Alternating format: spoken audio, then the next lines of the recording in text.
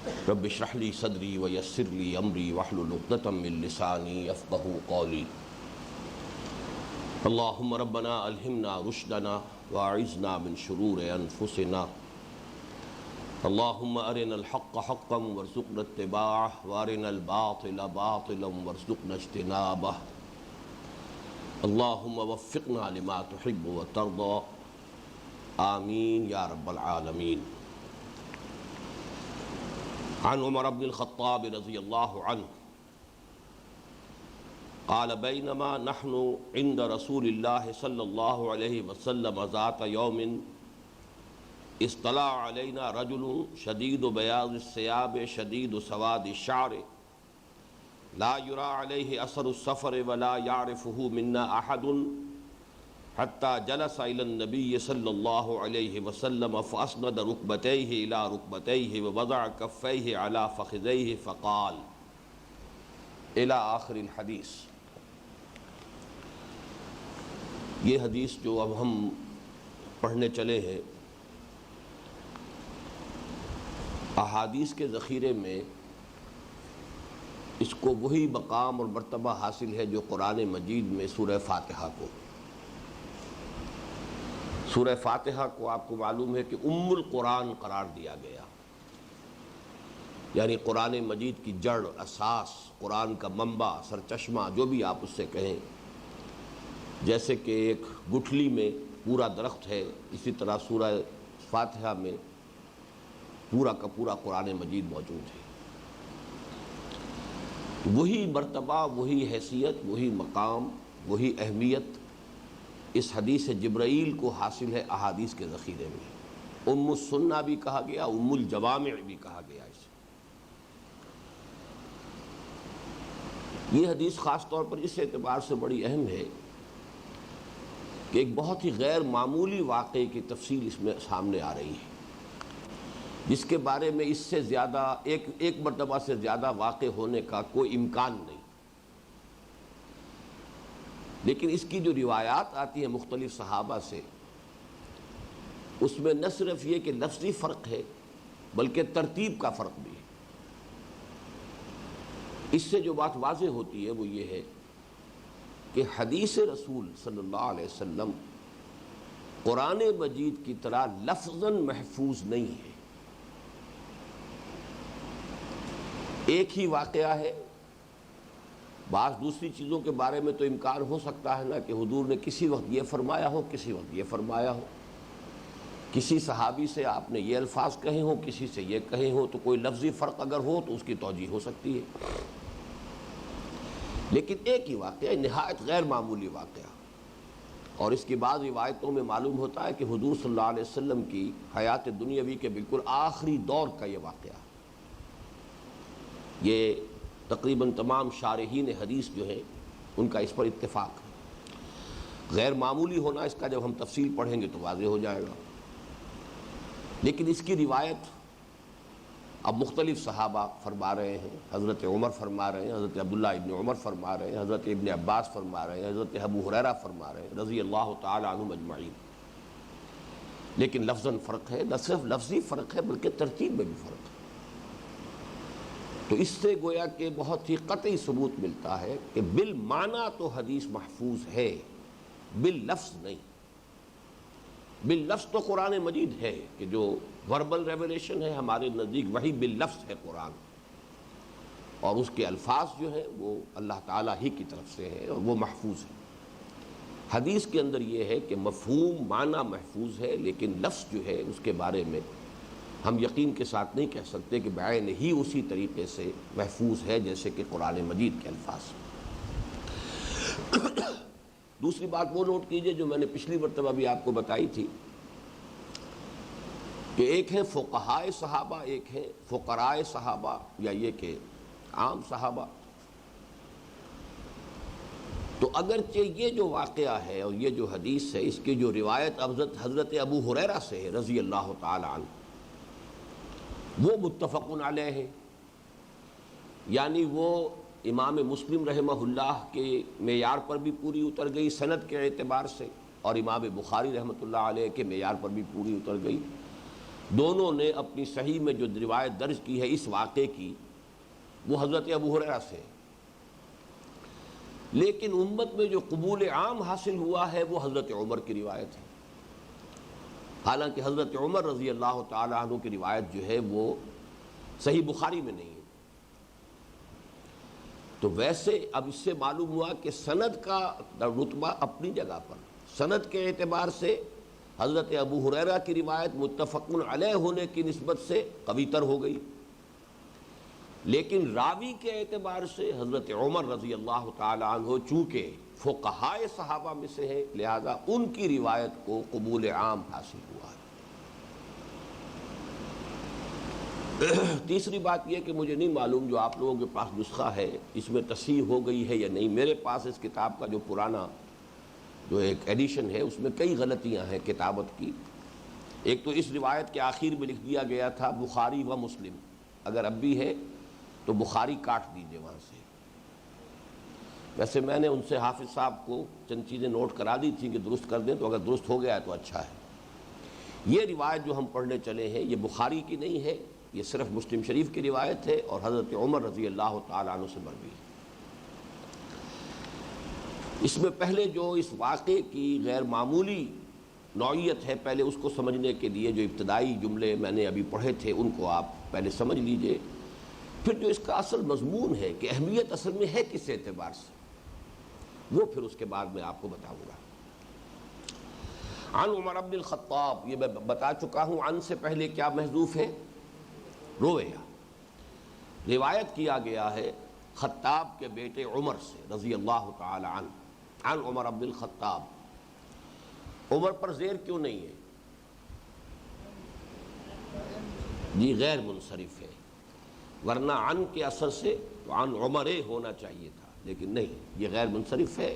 عن عمر بن الخطاب، خطاب کے بیٹے عمر سے روایت کیا گیا رضی اللہ عنہ۔ یہاں شاید ایزن بھی لکھا ہوا ہے، اور وہ ایزن صرف اس کتاب کی مناسبت سے ہے۔ کیوں لکھا گیا ہے کہ جیسے پہلی حدیث حضرت عمر سے روایت تھی ویسے ہی یہ حدیث بھی حضرت عمر سے ہے۔ یہ ایزن جو ہے صرف اس کتاب کی نسبت سے، کیونکہ پہلی روایت جو ہم نے پڑھی ہے اس کے راوی بھی حضرت عمر تھے، تو ایزن ایسے ہی ڈٹو گویا کہ جیسے وہ روایت حضرت عمر سے تھی یہ بھی حضرت عمر سے ہے۔ بینما نحن، جلوس کا لفظ تو نہیں ہے آگے، یہ غلط ہے، اسے کاٹ دیجیے۔ بینما نحن عند رسول اللہ ہے، بینما اسی اثنا میں کہ ہم تھے اللہ کے رسول کے پاس۔ جلوس کا لفظ جو ہے مانن تو صحیح ہے کہ ہم بیٹھے ہوئے تھے، لیکن روایت میں نہیں ہے یہ لفظ، کسی اور روایت سے غالباً لے لیا گیا ہے۔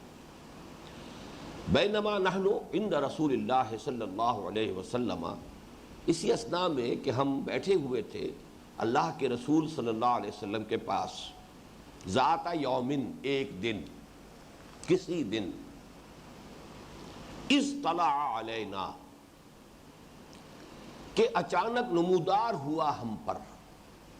طلع جیسے کہ سورج طلوع ہوتا ہے ایک دم سامنے آ جاتا ہے، تو اطلع علینا، طلع کیوں کہا گیا ہے؟ ظاہر بات ہے کوئی شخص آ رہا ہے چل کر تو رفتہ رفتہ گویا کے سامنے واضح ہوتی ہے اس کی شکل، جیسے کہ سورج رفتہ رفتہ نکلتا ہے۔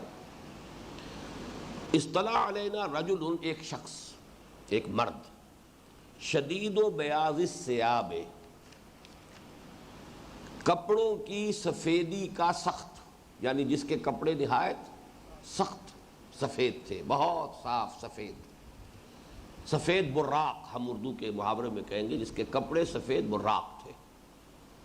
شدید و سواد الشعر، اسی طریقے سے یہ ڈبل مرکب اضافی ہے، بالوں کی سیاہی کا بھی سخت، یعنی جس کے بال بھی خوب چمکیلے سیاہ رنگ کے تھے۔ لا یرا علیہ اثر السفر، اب یہ اسی کی اصل میں مزید وضاحت کر رہے ہیں، نہیں دکھائی دیتا تھا اس پر سفر کا کوئی اثر، کوئی آثار سفر کے نہیں تھے، کیونکہ سفر سے کوئی شخص آتا ہے اچانک تو اس کے کپڑے پر گردہ ہوگا، اس کے بالوں میں گردہ ہوگا۔ یہ شدید و بیاض الثیاب اور شدید و سواد الشعر، اس سے جو بات کہنی مقصود تھی مزید اس کو واضح کیا کہ اس پر سفر کے کوئی آثار نہیں تھے کہ اچانک سفر سے چلا آ رہا ہو، ولا یعرفہ منا احد، اور ہم میں سے کوئی اسے پہچانتا بھی نہیں تھا۔ یعنی یہ کہ اگر کوئی شخص پہلے سے یہاں آ کر مقیم تھا تو کسی اور شخص کے ساتھ آتا، اپنے میزبان کے ساتھ آتا، یا پہلے سے کوئی شخص واقف ہوتا تو آتے ہی جیسے ہوتا ہے گریٹنگ ہوتی ہے، کوئی شخص جو ہے فوری طور پر اس کا کوئی استقبال سا کرتا کسی انداز میں، کسی شخص کے چہرے بشرے سے اس طرح کا اندازہ نہیں ہوا کہ اس سے پہلے سے واقف ہے۔ اب دیکھیں کس قدر عمدہ یہ آ رہی ہے، اس واقعے کی غیر معمولی نوعیت کو واضح کیا جا رہا ہے۔ اطلع علینا رجل شدید بیاض الثیاب شدید سواد الشعر لا یری علیہ اثر السفر ولا یعرفہ منا احد۔ اس میں ایک سوال ہو سکتا ہے کہ حضرت عمر نے اتنی بڑی بات کیسے کہہ دی کہ ہم میں سے کوئی شخص نہیں پہچانتا تھا؟ فرض کیجئے وہاں 50 آدمی سے بیٹھے ہیں تو کیا استصواب کر لیا تھا کہ سب سے پوچھ لیا تھا؟ یعنی اصل میں مجمع کے اندر اندازہ ہو جاتا ہے کہ سب کے چہرے ایسے ہوں گے ہکا بکا سے۔ کوئی ایک شخص بھی اگر جاننے والا ہوتا تو وہ اٹھتا، کسی درجے میں کوئی اس کی طرف سے جسچر ہوتا کہ جس سے معلوم ہوتا کہ یہ ان کے واقف ہے۔ تو لا یری علیہ اثر السفر، ایسا بھی نہیں کہ اچانک چلا آ رہا ہو، ابھی مدینے میں داخل ہوا ہو تو اس کے اوپر کوئی نہ کوئی آثار سفر کے ہونے چاہیے تھے۔ اگر مدینے کا شخص ہوتا تو ہم واقف ہوتے، اگر مدینے کے کسی شخص کے پاس آ کر مقیم ہوتا کوئی مہمان تو اس کے ساتھ آتے، یا یہ کہ وہ کم سے کم اٹھ کر خیر مقدم کرتے ان کا۔ ان میں سے کوئی بات نہیں تھی۔ حتیٰ جلس الی النبی، اب یہاں حتیٰ سے ایک بات واضح ہو رہی ہے۔ حتیٰ جو ہے، حتیٰ جلسہ، یہاں تک کہ بیٹھ گئے، کیا مطلب؟ گویا کہ تیر کی طرح چیرتے ہوئے مجمع کو وہ بڑھتے چلے آئے۔ ایک یہ ہوتا ہے کہ آدمی ٹھٹکتا ہے، نیا آدمی آئے دروازے ہی میں بیٹھتا ہے، کہیں پیچھے جگہ بناتا ہے، وہ تو تیر کی طرح چیرتا ہوا شخص آیا آگے۔ حتیٰ جلس الی النبی صلی اللہ علیہ وسلم، عین حضور صلی اللہ علیہ وسلم کے سامنے آ کے بیٹھ گئے۔ فاسند رکبتیہ الی رکبتیہ، اسندہ یہ وہی اسناد آ گئی جو حدیث کی سند ہوتی ہے۔ سند کسے کہتے ہیں؟ جوڑ، راویوں کا جوڑ ملانا۔ تو اسندہ اس نے ٹکا دیے، جوڑ دیے۔ مسند بھی اسے کہتے ہیں جس پر کہ ٹیک لگا لی جائے، مسند۔ تو اسندہ رکبتیہ، اپنے دونوں گھٹنوں کو جوڑ دیا، الی رکبتیہ، حضور صلی اللہ علیہ وسلم کے دونوں گھٹنوں سے۔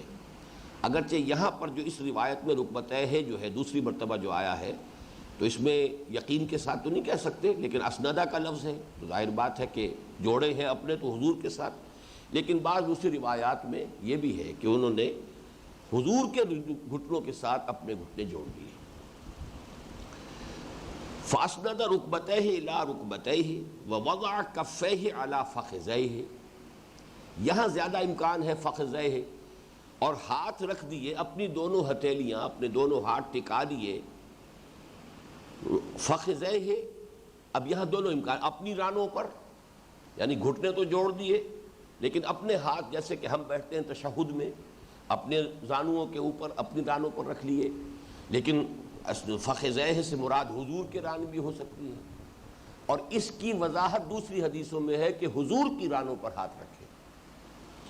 چنانچہ فی روایت احمد و بزار عن ابن عباس فجلس بین یدی رسول اللہ صلی اللہ علیہ وسلم واسند ووضع علی رکبتیہ رسول اللہ ووضع کفیہ علی رکبتیہ نبی صلی اللہ علیہ وسلم۔ تو جو مسند احمد میں اور بزار میں جو روایت حضرت عبداللہ ابن عباس سے ہے اس میں وضاحت ہے کہ انہوں نے اپنے دونوں ہاتھ حضور کی رانوں پر رکھ دیے۔ اب یہ بھی بہت غیر معمولی بات ہے۔ تو یہ ساری جو کیفیت ہے یہ سامنے آ گئی کہ معاملہ بہت ہی غیر معمولی ہے اور نہایت اچنبے والا ہے۔ یہ دوسری بات ہے کہ حضور کی محفل ہے، اس کے آداب ہیں۔ جب حضور نے کسی چیز کے اوپر ناگواری کا جو ہے اظہار نہیں فرمایا تو سب لوگ بھی جو ہے اس کی وجہ سے خاموش ہیں۔ لیکن واقعہ جیسا کہ میں نے عرض کیا کہ ثابت ہو رہا ہے کہ بہت ہی غیر معمولی ہے۔ اب اس کے بعد جو ہے 4 سوالات اس شخص نے کیے، وہ ہے اس کا نفس مضمون۔ میں ابھی اس نفس مضمون پر نہیں آ رہا بلکہ اس کا آخری حصہ تاکہ واقعہ پورا جو ہے وہ آپ حضرات کے سامنے آ جائے کہ کیا ہوا۔ بیچ میں کنورسیشن، سوال جواب کیا ہے، وہ در حقیقت اس کا نفس مضمون ہے، اس پر بعد میں گفتگو ہوگی۔ آخر میں چلیے سمن طلقہ، 4 سوالات اور ان کے جوابات ہو گئے، سمن طلقہ، پھر وہ چلا گیا وہ شخص، 4 سوالات کیے، حضور نے جوابات دیے، پھر وہ چلا گیا۔ فلبس ملیا لکھا ہے یا لبستو لکھا ہے؟ جی لبسا غلط ہے، فلبستو ملیا، تو میں حیران سا رہا، منتظر سا رہا۔ ایسا معلوم ہوتا ہے کہ حضرت عمر تو فوراً ہی اس مجلس سے روانہ ہو گئے، اس لیے کہ بعض دوسری روایتوں میں جو بات آتی ہے اس سے معلوم ہوتا ہے کہ کچھ اور واقعہ بھی اس کے بعد ہوا۔ جیسے ہی یہ صاحب چلے گئے، حضرت عمر رضی اللہ تعالیٰ عنہ بھی اس محفل سے روانہ ہو گئے، لیکن یہ کہ خود ایک الجھن میں رہے، فلبثت ملیا، تو میں اسی سوچ میں رہا کہ یہ شخص کون تھا، یہ واقعہ کیا ہوا، یہ سوال جواب جو ہے اس نوعیت سے جو ہوئے۔ فلبثت ملیا ثم قال لی، اور ایک دوسری روایت میں یہ کہ 3 دن کے بعد، یہ نسائی اور ابو داؤد میں جو روایت حضرت عمر سے آئی ہے رضی اللہ تعالیٰ عنہ، یہی روایت، مسلم شریف کے الفاظ تو ہم پڑھ رہے ہیں، لیکن یہ روایت جو ہے اگرچہ بخاری میں نہیں ہے لیکن دوسری جو کتابیں ہیں حدیث کی اس میں تو موجود ہے، تو اس میں حضرت عمر کی روایت میں بھی یہاں پر نہیں ہے، لیکن اس روایت میں موجود ہے کہ 3 دن کے بعد اب حضرت عمر سے حضور نے پوچھا، فقال لی یا عمر، تو حضور صلی اللہ علیہ وسلم نے مجھ سے دریافت کیا، ہے عمر اتدری من السائل، تمہیں پتہ چلا وہ سائل کون تھا؟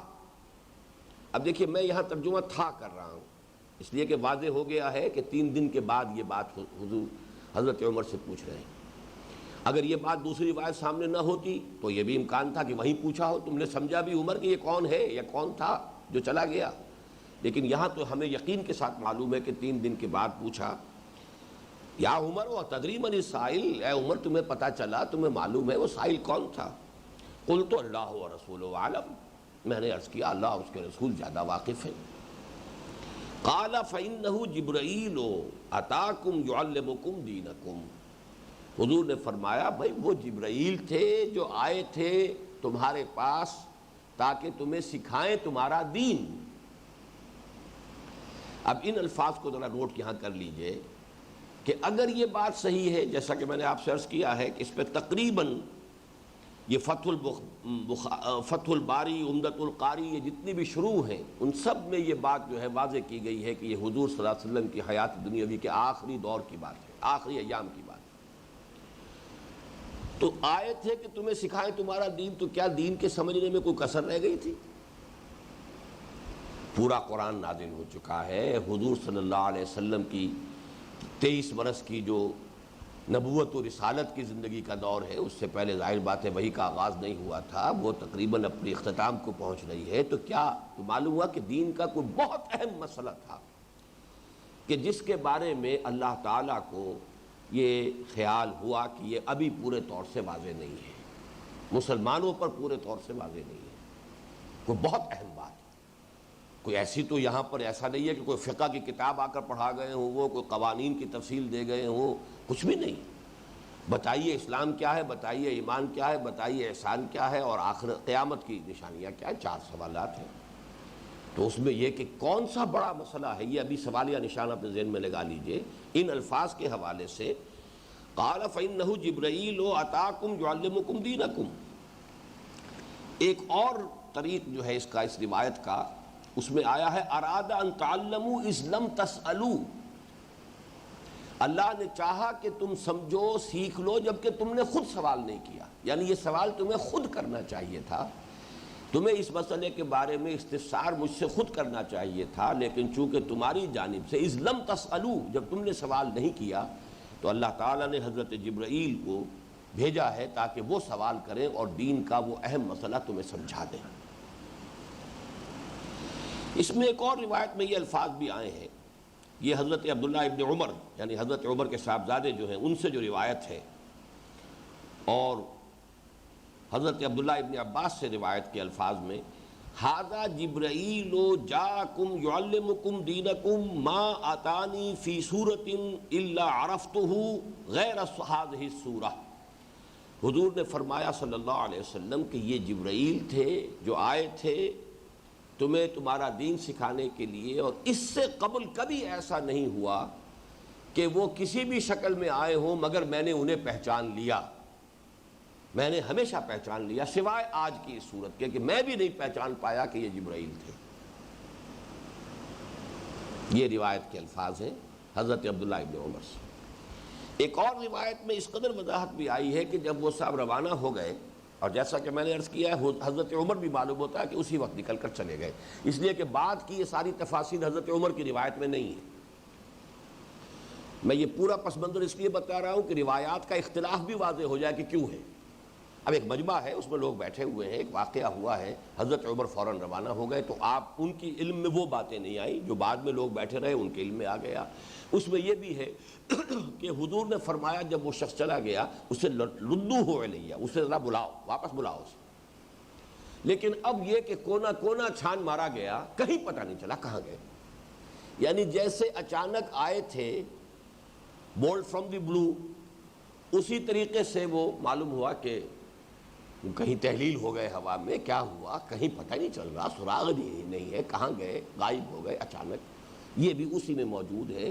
تو پھر جب حضور صلی اللہ علیہ وسلم کو بتایا گیا کہ ان کا تو کچھ خبر نہیں لگ رہی، کہیں معلوم نہیں ہو رہا، تب آپ نے کہا اچھا تو یہ جبرائیل تھے جو تمہیں تمہارا دین سکھانے آئے تھے، اور آج تک کبھی ایسا نہیں ہوا کہ کسی بھی شکل میں جبرائیل آئے ہوں اور میں نے انہیں نہ پہچانا ہو، سوائے اس مرتبہ، غیر ہذہ الصورہ، سوائے اس مرتبہ جو ہے۔ عام طور پر جب انسانی شکل میں حضرت جبرائیل آتے تھے تو ایک نہایت خوبصورت صحابی تھے حضرت دحیہ کلبی رضی اللہ تعالی عنہ، تو ان کی شکل میں آتے تھے، لیکن یہ کہ اس سے معلوم ہوتا ہے ان الفاظ سے کہ یہ لازم نہیں تھا، مختلف صورتوں میں انسانی شکل میں جب بھی حضرت جبرائیل آئے تو مختلف شکلیں اختیار کرتے تھے، اس لیے کہ حضور نے فرمایا کہ ما اتانی فی صورت الا عرفتہ غیر ہذہ الصورہ، اس مرتبہ جس شکل میں یہ آئے تھے سوائے اس کے میں نے ہر مرتبہ جس انسانی صورت میں بھی یہ آئے میں نے انہیں پہچان لیا۔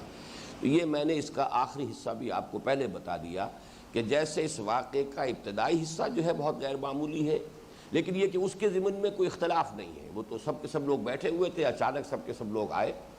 آخری حصے کی تفاصیل میں اختلافات ہیں، اور وہ کیوں ہے؟ اس لیے کہ واقعے کے بعد بالکل فطری طور پر ہے کہ حضرت عمر جو ہے معلوم ہوتا ہے فوراً چلے گئے، کچھ صحابہ بیٹھے رہے، ان کے سامنے یہ صورت بھی آئی کہ حضور نے فرمایا ذرا بلانا واپس، ذرا اس کو آواز دینا، بلانا۔ اب جب وہ واپس تلاش کیا گیا تو معلوم ہوا وہ تو کہیں نظر ہی نہیں آ رہے، تو ظاہر بات ہے کہ کوئی ہیلی کاپٹر تو کہیں کھڑا نہیں تھا کہ وہ وہاں سیدھے ہی اڑ گئے ہوں۔ تو اس سے پھر اندازہ ہوا، حضور نے فرمایا کہ اچھا یہ تو حضرت جبرائیل تھے جو آئے تھے تمہیں تمہارا دین سکھانے، اذ لم تسلو، جبکہ تم نے ان باتوں کے بارے میں سوال نہیں کیا، اس کی تمہیں حقیقت بتانے آئے تھے۔ اب یہ کہ اس کے اندر آئیے کہ وہ سوالات کیا تھے اور اس میں اصل مسئلہ کیا ہے۔ اصل مسئلہ جو ہے میرے نزدیک دین کی 3 بنیادی اصطلاحات کی وضاحت ہے، اور اس میں بھی اصل جو ہے اہمیت وہ صرف اسلام اور ایمان کے درمیان فرق۔ اس کی وجہ کیا ہے؟ آپ کو یاد ہوگا جو سب سے پہلا ہم نے مضمون پڑھا تھا دعوت رجوع القرآن والی کتاب سے، کہ ایمان اور اسلام ان دونوں کے مابین فرق کیا ہے۔ اسلام کی بنیاد پر ایک معاشرہ قائم ہوتا ہے، دنیا کا سارا نظام اسلام پر ہے، ایمان پر نہیں ہے، اس لیے کہ ایمان ایک مخفی حقیقت ہے، یہ کسی کے دل میں ہے یا نہیں ہے یہ ہم دنیا میں فیصلہ نہیں کر سکتے۔ حضور کر سکتے تھے، اس لیے کہ حضور کو علم جو ہے وہ وحی کے ذریعے سے حاصل ہوتا تھا۔ کوئی شخص منافق ہے یا مومن ہے، حضور کو اس کے بارے میں کہنے کا اختیار حاصل تھا۔ ویسے بھی یہ کہ ایک تو آپ کو وحی کے ذریعے سے علم حاصل ہوتا تھا، دوسرے یہ کہ جو آپ کو اللہ نے بصیرت دی تھی، اس لیے کہ آپ نے تو فرمایا ہے کہ میں اپنی پشت پر بھی سے بھی دیکھتا ہوں، یہ آپ کے اپنے الفاظ ہیں۔ تو جو خواص ہیں نبوت کے ہم ان کو عام آدمیوں کے اوپر قیاس نہیں کر سکتے، لہذا ان کا معاملہ تو نوعیت کے اعتبار سے مختلف ہوا۔ لیکن یہ کہ بہرحال دنیا میں کسی اور شخص کو یہ فیصلہ کرنے کا حق حاصل نہیں ہے کہ کوئی شخص مومن ہے یا نہیں ہے۔ سارا فیصلہ ہوگا اس کا کہ مسلم ہے یا نہیں، مسلمان ہے یا نہیں۔ مسلمان اگر ہے تو پھر در حقیقت اسے مسلمان معاشرے کے اندر تمام حقوق حاصل ہیں جو مسلمان کے ہیں، چاہے وہ فاسق ہو، فاجر ہو، چاہے متقی ہو، تہجد گزار ہو، چاہے وہ 5 وقتہ نماز بھی ٹھیک طور سے نہ پڑھتا ہو، کوئی فرق واقع نہیں ہوتا، وہ مسلمان معاشرے کا ایک فرد ہوگا، اسلامی ریاست کا ایک شہری ہوگا، اس کے حقوق برابر ہیں۔ لیکن یہ کہ ایمان بالکل دوسری شے ہے۔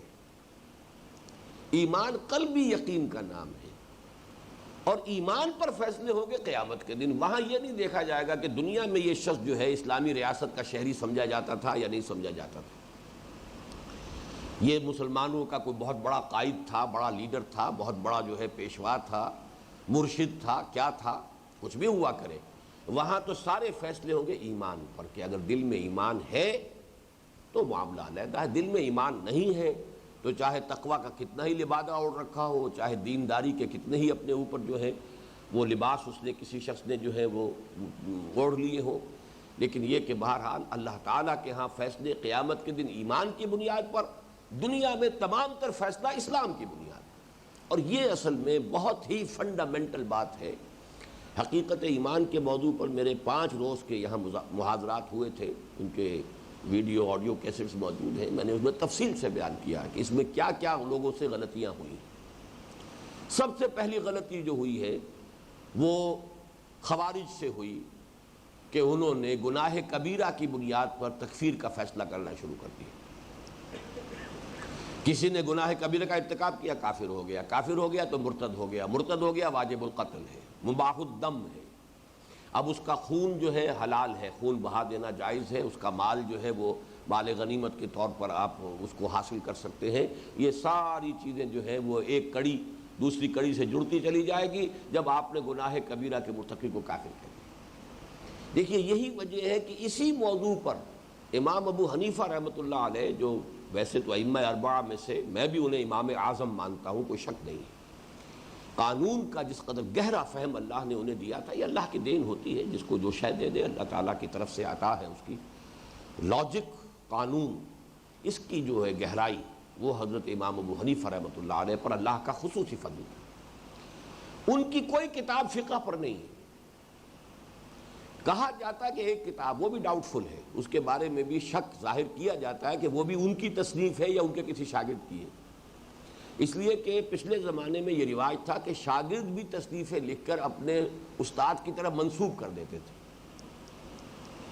قاضی ثناء اللہ پانی پتی رحمۃ اللہ علیہ تفسیر لکھ رہے ہیں، تفسیر کا نام تفسیر مظہری ہے، اور مرزا مظہر جانے جانا رحمۃ اللہ علیہ شہید جو ہے وہ ان کے استاد بھی تھے اور ان کے پیر اور مرشد بھی تھے۔ مصنف اس تفسیر کے جو ہیں وہ ہے قاضی ثناء اللہ پانی پتی، لیکن وہ تفسیر کا نام رکھ رہے ہیں اپنے استاد کے نام پر، تفسیر مظہری، استاد اور مرشد کے نام پر۔ تو اس بات کا امکان ظاہر کیا جاتا ہے کہ الفقہ الاکبر جو واحد ایک کتاب ہے جس کے بارے میں گمان غالب یہ ہے کہ وہ تصنیف ہے امام ابو حنیفہ رحمۃ اللہ علیہ کی، اس کے بارے میں بھی یہ شک ظاہر کیا گیا ہے کہ وہ اصلاً امام صاحب کی تصنیف نہیں بلکہ ان کے کسی شاگرد کی تصنیف ہے جس نے تعظیماً منسوب کر دیا ہے اسے اپنے استاد کی طرف۔ لیکن یہ کہ بہرحال اگر ہے تو وہی ایک تصنیف ہے، وہ فقہ الاکبر ہے، وہ انہی موضوعات پر ہے کہ اسلام، تکفیر کب ہوگی، گناہ کبیرہ کا مرتکب جو ہے کافر نہیں ہے، یہ تمام چیزیں، المسلم و کف لکل مسلم، تمام مسلمان آپس میں درجے کے اعتبار سے برابر ہیں، جب کسی کی تکفیر ہو گئی وہ زیرو ہو گیا، اب اس کے اسلامی ریاست کے حقوق جو ہے وہ ایک مسلم کی شہری کی حیثیت سے ختم ہو گئے، بلکہ وہ تو اسلامی ریاست میں تو مرتد ہے، واجب القتل ہے۔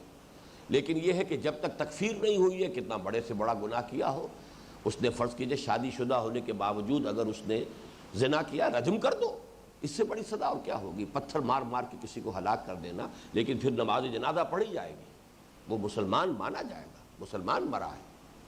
اسی طریقے سے کسی نے چوری کی، ہاتھ کاٹ دو، لیکن نماز اس کا جو بھی ہے اس کو مسلمان مانا جائے گا۔ اس کے بعد اگر کوئی قصاص میں قتل کیا گیا، قتل کر دو، لیکن یہ کہ نماز جنازہ پڑھی جائے گی، اس لیے کہ بہرحال وہ مسلمان مرا۔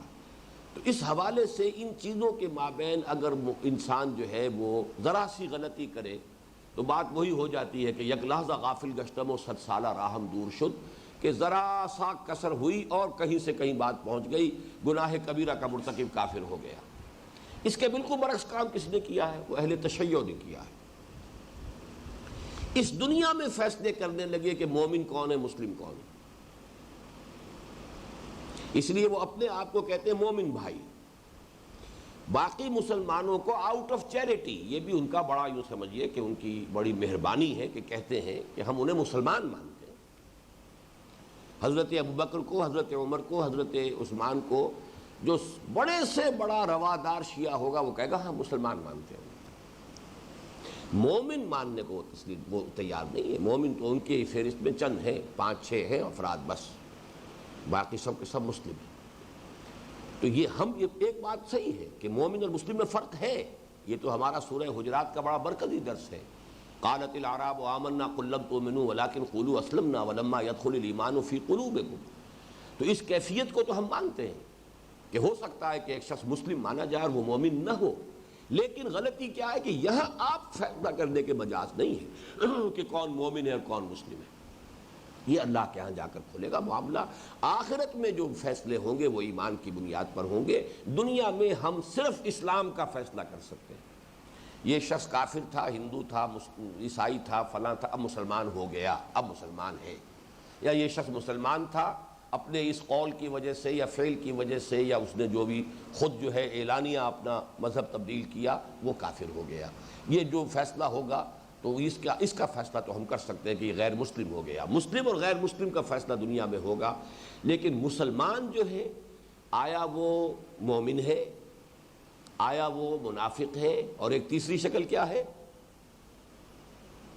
یاد ہے یا نہیں؟ Zero level. اس لیے کہ اس کو ہمارے عام علماء نہیں مانتے، لیکن میں اس آیت سے استنباط کر کے یہ ثابت کرتا ہوں کہ ایک زیرو لیول بھی ہو سکتا ہے کہ دل میں خلا ہے، نہ ایمان نہ نفاق. اور در حقیقت آج کے مسلمانوں کی عظیم اکثریت اسی کیٹیگری میں ہے. منافق نہیں ہے لیکن مومن بھی نہیں ہے. مومن اگر ہوں تو دنیا میں سربلند ہو، انتم الاعلون ان کنتم مومنین. سربلند تو ہم ہیں نہیں، مومن ہم نہیں ہو سکتے، لیکن منافق بھی نہیں. بیچ کی ایک کیٹیگری ہے اس وقت. اور اس آیت سے میں نے اسی لیے ثابت کیا قالت الاعراب آمنا قل لم تؤمنوا ولكن قولوا اسلمنا ولما يدخل الايمان في قلوبكم. ایمان کی نفی تو نہایت مؤکد انداز میں کر دی گئی. لم تؤمنوا اس میں بھی تاکید کا رنگ ہے. ما آمنتم کی بجائے لم تؤمنوا کہنے کے اندر یہ زیادہ زور ہے. نمبر 2 اس کے بعد فرمایا ولما يدخل الايمان في قلوبكم، تمہارے دلوں میں ابھی تک ایمان داخل نہیں ہوا. لیکن اس کے ساتھ ہی فرمایا وَإِن تُطِيعُوا اللَّهَ وَرَسُولَهُ لَا يَلِدْكُم مِّنْ أَعْمَالِكُمْ شَيْئًا. اگر تم اللہ اور اس کے رسول کی اطاعت کرتے رہو گے تو تمہارے اعمال میں کوئی کمی نہیں کرے گا، اجر و ثواب میں. منافق کا یہ معاملہ ہو نہیں سکتا. منافق کا تو کوئی عمل اللہ کے ہاں قبول ہے ہی نہیں. لہذا اسی آیت میں ثبوت موجود ہے کہ وہ نہ مومن ہے نہ منافق ہے. اور یہ کہ میتھمیٹکس کا تو سیدھا سا قاعدہ ہے کہ آپ ایک طرف کرتے جائیے پازیٹیو +1 +2 +3 +4 پلس انفینٹی، -1 -2 -3 -4 -5 انفینٹی، درمیان میں لازماً زیرو ہے. لہذا یہ تیسری حالت. لیکن ہم دنیا میں کسی شخص کے بارے میں تعین کے ساتھ فیصلہ نہیں کر سکتے. یہ جملہ بھی جو میں نے کہہ دیا ہے جنرلائز جملہ تو میں کہہ سکتا ہوں کہ آج مسلمانوں کی عظیم اکثریت اس 3rd کیٹیگری میں ہے. پرٹیکولر پرسن کو کسی کو میں نہیں کہہ سکتا، کسی شخص کو میں یہ نہیں کہہ سکتا کہ یہ منافق ہے یا مومن ہے، اللہ عالم. تو اس موضوع پر در حقیقت یہ حدیث کہ ریاست کا سارا معاملہ، معاشرے کی ساری بنیاد اسلام پر ہوگی، اس میں ایمان زیر بحث آئے گا ہی نہیں. جبکہ اصل شے ایمان ہے. قیامت جب اصل زندگی آخرت کی زندگی ہے وہاں فیصلہ ہوگا ایمان کی بنیاد پر. تو اصل اہمیت تو اس کی ہے، لیکن دنیا میں جو تمہاری لیمیٹیشنز ہیں اس کی بنیاد پر تمہیں سارا معاملہ اسلام کی بنیاد پر کرنا ہے. اب دیکھیے یہاں سب سے پہلا سوال کیا ہے؟ فقال، حضرت جبرائیل نے کہا یا محمد، اے محمد صلی اللہ علیہ وسلم، اخبرنی عن الاسلام، مجھے باخبر کیجئے، مجھے بتائیے اسلام کے بارے میں. فقال رسول اللہ صلی اللہ علیہ وسلم، تو فرمایا اللہ کے رسول صلی اللہ علیہ وسلم نے الاسلام ان تشہد. اب یہاں نوٹ کر لیں، تومنا کا لفظ نہیں آیا یہاں. اسلام یہ کہ تو گواہی دے، ان تشہد ان لا الہ الا اللہ وان محمدا عبدہ ورسولہ. وَتُقِيمُ الصَّلَاةَ وَتُؤْتِيَ الزَّكَاةَ وَتَصُومَ رَمَضَانَ وَتَحُجَّ الْبَيْتَ إِنِ اسْتَطَعْتَ إِلَيْهِ سَبِيلًا۔ اسلام یہ ہے کہ تو گواہی دے کہ اللہ کے سوا کوئی معبود نہیں، اور یہ کہ محمد اس کے بندے صلی اللہ علیہ وسلم اور رسول ہے، اور تو قائم رکھے نماز کو اور ادا کرتا رہے زکوٰۃ، اور روزے رکھے رمضان کے، اور حج کرے اللہ کے گھر کا، بیت اللہ کا، اگر تجھے استطاعت حاصل ہو اس کے سفر کی، اس کے راستے کی، اس کے اخراجات، اس کے تمام، اسی استطاعت میں صحت بھی آ جائے گی۔ ایک شخص جو ہے صحت کے اعتبار سے بھی ایسا ہو کہ حج کی سختیوں کو برداشت کر سکتا ہو، بیمار نہ ہو، بہت ضعیف نہ ہو، اسی طریقے سے اس کے پاس خرچ بھی موجود ہو، تو اگر ہے تو تمہارے اوپر فرض وہ بھی ہے۔ یہ ہے اسلام۔ اس میں لفظ ایمان خارج کر دیا، گویا کہ بائیفرکیٹ کر دیا۔ اسلام یہ ہے، ارکان اسلام صرف یہ ہے۔ اور اسی کے اندر اب ذرا اگلی حدیث بھی آپ پڑھ لیجئے تاکہ اس کو ہم علیحدہ سے پڑھنے کی ضرورت نہ ہو۔ حدیث نمبر 3، عن عبداللہ ابن عمر رضی اللہ عنہما، حضرت عبداللہ ابن عمر سے روایت ہے، یہ حضرت عمر کے صاحبزادے اب روایت کر رہے ہیں، رضی اللہ تعالی عنہما۔ عنہما کیوں آیا؟ اس لیے کہ باپ بیٹا دونوں صحابی ہیں، تو اس میں تسنیہ کی ضمیر آئی۔ قال سمعت رسول اللہ صلی اللہ علیہ وسلم یقول، انہوں نے فرمایا کہ میں نے خود سنا۔ ان الفاظ کی اہمیت میں واضح کر چکا ہوں پچھلے درس میں کہ اگر صرف عن آ جاتا، عن رسول اللہ صلی اللہ علیہ وسلم، تو اس سے یہ لازم نہیں آتا کہ خود اس راوی نے یہ الفاظ حضور سے براہ راست سنے ہوں، لیکن جہاں الفاظ سمعت، تو میں نے خود سنا اللہ کے رسول صلی اللہ علیہ وسلم کو فرماتے ہوئے، بنی الاسلام علی خمس، اسلام کی عمارت 5 چیزوں پر تعمیر کی گئی ہے، 5 بنیادوں پر قائم ہے۔ بنا عمارت کو کہتے ہیں، بنیا، بنایا گیا ہے، تعمیر کیا گیا ہے اسلام 5 چیزوں پر: شہادت اللہ الہ الا اللہ وان محمد رسول اللہ، و اقام الصلاۃ و ایتاء الزکوٰۃ و حج البیت و صوم رمضان۔ وہی 5 ارکان اسلام، کلمہ شہادت، نماز، روزہ، حج اور زکوٰۃ، یہ ارکان اسلام ہے۔ اسلام کا سارا دار و مدار، اسلام کا سارا معاملہ ان چیزوں سے ہوگا۔ اب اگلا سوال لیجیے۔ قال صدقت، حضرت جبرائیل نے اس پر فرمایا آپ نے صحیح کہا۔ فعجبنا له يسأله ويصدقه، اب یہ حضرت عمر فرما رہے ہیں، ہمیں بڑا تعجب ہوا کہ یہ سوال بھی کر رہے ہیں اور تصدیق کر رہے ہیں۔ یعنی کیا ہے اس کے اندر تعجب کی بات؟ کیا ہے کہ یہ انداز تو استاد کا ہوتا، شاگرد کا تو نہیں ہوتا، سائل کا تو یہ انداز نہیں ہوتا، استاد کا ہوتا۔ استاد سوال کرتا، ٹھیک کہا، تمہارا جواب صحیح ہے۔ یہ جو انداز ہے، فعجبنا لہ یسألہ ویصدقہ، یہ سوال بھی کر رہا ہے یہ شخص اور تصدیق کر رہا ہے، جیسے کہ پہلے سے اسے تو معلوم تھا ہی۔ یہ تو در حقیقت یا تو امتحاناً اس سوال کر رہا ہے، یا یہ کہ بہرحال دوسرا امکان جو ہمیں معلوم ہے، جیسا کہ بعد میں ہم نے آخری حصہ پڑھ لیا ہے کہ اصل میں یہ تو لوگوں کو واضح کرنے کے لیے سوال جو ہے کیا گیا تاکہ حضور جواب دیں اور لوگوں پر بات واضح ہو جائے۔ قال فاخبرنی عن الایمان، اب انہوں نے دوسرا سوال کیا، مجھے بتائیے ایمان کیا ہے۔ قال ان تؤمن باللہ وملائکتہ وکتبہ ورسلہ والیوم الآخر وتؤمن بالقدر خیرہ وشرہ۔ قال صدقت، پوچھا کہ ایمان کیا ہے؟ اب حضور نے فرمایا صلی اللہ علیہ وسلم، ایمان یہ کہ تو یقین رکھے، تجھے اعتماد ہو، وثوق ہو۔ ایمان کے لفظی معنی اعتماد اور وثوق۔ تمہیں یہ جس کی کہ سورہ حجرات کی آیت میں کس چیز سے واضح کیا گیا؟ ثم لم یرتابوا، پھر شک میں نہ پڑے، یہ ایک یقین کی کیفیت ہو جائے۔ یا ایھا الذین آمنوا آمنوا باللہ ورسولہ والکتاب الذی نزل علی رسولہ والکتاب الذی انزل من قبل، اے ایمان والو ایمان لاؤ اللہ پر اور اس کے رسول۔ تو بالکل اسی طریقے سے وہ یقین قلبی والا ایمان، ولما يدخل الایمان فی قلوبکم والی بات نہ ہو، بلکہ اسی سورہ حجرات میں وہ بھی ہے وزینہ فی قلوبکم ولیکن اللہ حبب الیکم الایمان وزینہ فی قلوبکم۔ اللہ نے تو اے محمد کے ساتھیوں اور صحابیوں اللہ نے تو تمہارے نزدیک ایمان کو بہت محبوب کر دیا ہے اور اسے تمہارے دلوں میں کھبا دیا ہے، دلوں میں کھب جانا، زینہ فی قلوبکم۔ تو صحابہ کرام کی تو یہ کیفیت ہے۔ ادھر وہ لوگ تھے جو نئے نئے ایمان لائے تھے، اور چونکہ ایک رو چل گئی تھی فتح کے بعد جو ہے قبیلے کے قبیلے یدخلون فی دین اللہ افواجا، تو رأیت الناس یدخلون فی دین اللہ افواجا، وہاں کیفیت یہ تھی کہ ابھی وہ ایمان والی بات نہیں تھی، لیکن اسلام تھا۔ ٹھیک ہے، اسلام قبول ہوگا اگر تم اطاعت پر کاربند رہو، دل میں کوئی کھوٹ نہ ہو، کوئی بدنیتی نہ ہو، کوئی بعد میں فساد کا کوئی منصوبہ نہ ہو، کوئی جھوٹ نہ ہو، دغا نہ ہو، فریب نہ ہو۔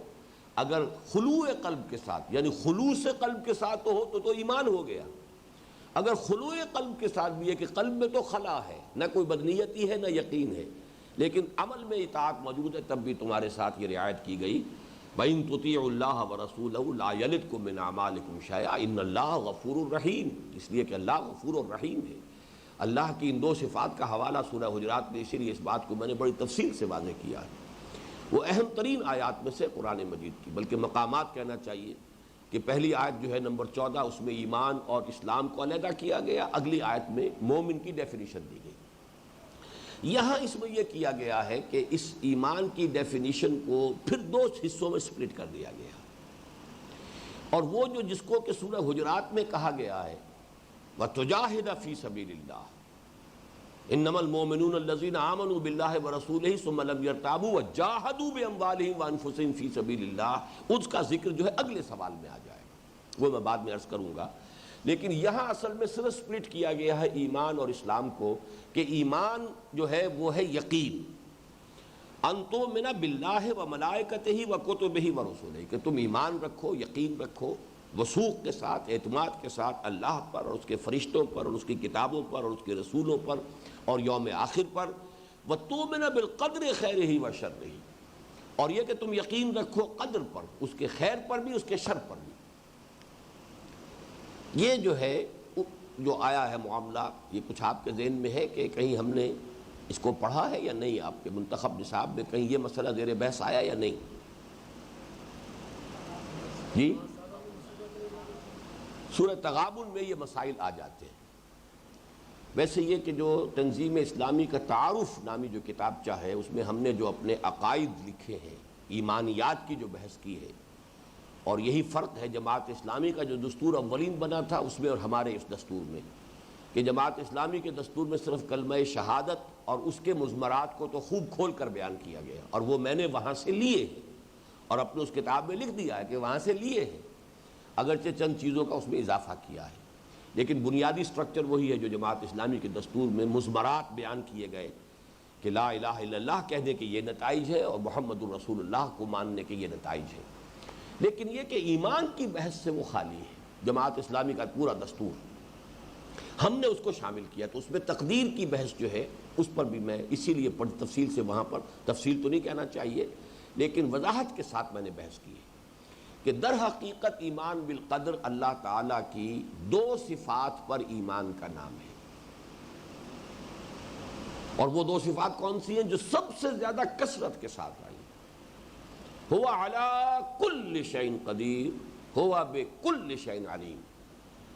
یہ جو لفظ کل آتا ہے، اور یہ سورہ حدید جب آپ پڑھیں گے کہ اس میں، اور درست تو میرے سنے ہی ہوں گے کہ یہ گویا کہ صفات باری تعالیٰ کے ضمن میں ہماری آخری پناہ گاہ ہے، ہم تصور نہیں کر سکتے وہ کتنا قادر ہے، کتنا قادر ہے، ہماری ذہن میں کہاں آئے گا؟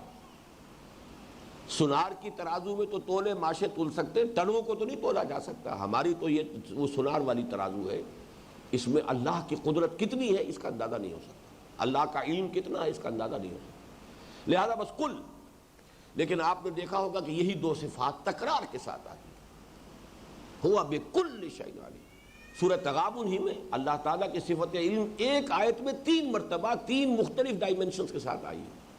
آیت نمبر 4 یاد ہے، یعلم ما فی السماوات والارض ویعلم ما تسرون وما تعلنون واللہ علیم بذات الصدور۔ وہ جانتا ہے جو کچھ کے آسمانوں میں ہے اور زمین میں ہے، وہ جانتا ہے جو کچھ کے تم ظاہر کرتے اور چھپاتے ہو، اور وہ جانتا ہے جو کچھ کے لوگوں کے سینوں کے اندر دفن ہے۔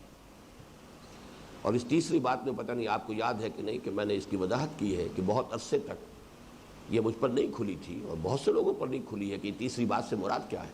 اللہ جانتا ہے جو تم ظاہر کرتے ہو، جو تم چھپاتے ہو۔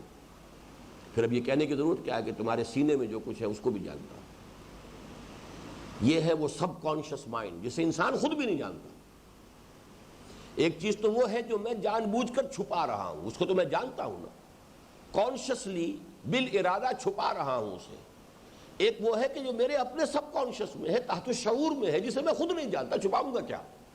مجھے اس کا ادراک نہیں ہے، مجھے اس کا شعور نہیں ہے، لیکن it is lurking in the sub conscious level, اور وہ اللہ کے علم میں وہ بھی ہے، جو کہ تمہارے تحت الشعور میں ہے، اللہ اس کو بھی جانتا۔ تو اس حوالے سے یہ تھرڈ ڈائمنشن جو ہے یہ اس آیت کے اندر یعلم ما فی السماوات والارض ویعلم ما تسرون وما تعلنون واللہ علیم بذات الصدور۔ اسی طریقے سے اللہ کی قدرت۔ اچھا، اللہ کی قدرت پر ایمان کا نتیجہ کیا ہے؟ میں ہاتھ تک نہیں ہلا سکتا جب تک کہ اذن رب نہ ہو۔ قادر مطلق صرف وہ ہے، میرے اندر کوئی قدرت نہیں ہے۔ قدرت کس معنی میں؟ کہ میں خالص اپنے اختیار سے اپنی انگلی کو جنبش بھی نہیں دے سکتا۔ پھر تو میں اس کا تو مطلب یہ ہوگا کہ میں علی الاطلاق قادر ہو گیا، میں قادر نہیں۔ اذن رب کے بغیر پتہ بھی نہیں ہلے گا۔ ہم کاسب اعمال ہیں، خالق اعمال اللہ ہے۔ اپنے ارادے کی بنیاد پر نیکی یا بدی ہم نے کما لی، لیکن کوئی فعل بھی بالفعل اس کا ادراک، اس کا جو صدور ہے وہ ہمارے اختیار میں نہیں، وہ چھایا ہوا ہے، وہ تو بستولی ہے، استیلاء۔ اور اللہ تعالیٰ کے علم پر ایمان، جو کچھ ہونا ہے وہ اللہ کے علم میں ہے۔ اس میں جیسا کہ میں نے وضاحت کی ہے مختلف مواقع پر، پری نالج اور پری ڈیسٹینیشن میں فرق کر لیجیے۔ پری نالج اور ہے اور پری ڈیسٹینیشن اور ہے۔ مجبور ہو جانا کہ پہلے سے میرے بارے میں اللہ نے طے کر رکھا ہے کہ میں یہ اٹھاؤں گا، میں نے اللہ کے حکم اور اس طے کرنے کی وجہ سے اٹھایا ہے، یہ چیز جو ہے یہ غلط ہے۔ اللہ کے علم میں تھا کہ اللہ یہ میں اٹھاؤں گا، میرے دل میں یہ ارادہ پیدا ہوگا، یہ علم میں تھا۔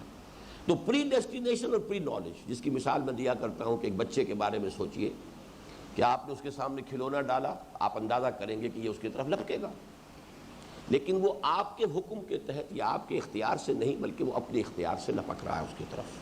اگرچہ آپ اندازہ کر سکتے تھے کہ میں نے یہ چیز کے آگے ڈالی ہے تو یہ ضرور اس کی طرف متوجہ ہو جائے گا، لیکن آپ کا اندازہ صحیح بھی ہو سکتا ہے، غلط بھی ہو سکتا ہے۔